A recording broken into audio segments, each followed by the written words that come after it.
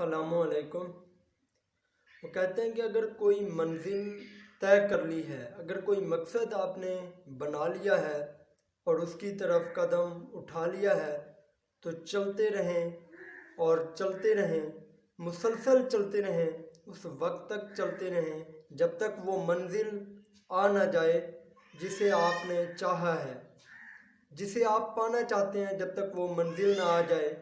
کیونکہ جب ایک آبشار سے ایک ندی نکلتی ہے تو اس کی کوئی اوقات نہیں ہوتی، وہ اس میں چند پانی کے قطرے آپ کہہ لیں یا تھوڑی مقدار میں پانی آپ کہہ لیں، وہ بہنا شروع ہوتا ہے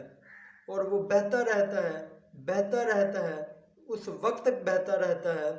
جب تک وہ سمندر سے وہ ندی جا کر نہیں ملتی۔ ندی راستے میں کسی سے یہ نہیں پوچھتی کہ آگے کتنے پہاڑ آئیں گے، ندی راستے میں کسی سے یہ نہیں پوچھتی کتنے جنگل آئیں گے، ندی راستے میں کسی سے یہ نہیں پوچھتی کتنے لوگ پانی پئیں گے، ندی کسی سے یہ نہیں پوچھتی کتنے جانور پانی پئیں گے، ندی کسی سے یہ نہیں پوچھتی کتنے لوگ اس کے پانی کو وضو کے لیے استعمال کریں گے یا نہانے کے لیے استعمال کریں گے، کتنے لوگ اس ندی کو استعمال کریں گے، کن مشکلات سے وہ گزرے گی، وہ کسی سے نہیں پوچھتی۔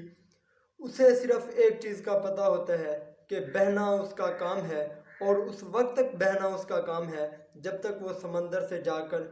مل نہیں جائے گی۔ بالکل اسی طرح ہماری زندگی بھی کنسسٹنسی اور جہد مسلسل کا ایک نام ہے۔ محنت کرتے جائیں، لگاتار کرتے جائیں، مستقل مزاجی سے کرتے جائیں۔ کوئی لوگ آپ کو وضو کے پانی کے طور پہ استعمال کریں گے اور کوئی لوگ آپ کو نہانے کے لیے اور اپنی میل کچیل دور کرنے کے لیے استعمال کریں گے۔ کئی لوگ آپ کا پازیٹیو یوز کریں گے اور کئی لوگ آپ کا نیگیٹیو یوز کریں گے، لیکن ہمیں ڈس ہارٹ نہیں ہونا،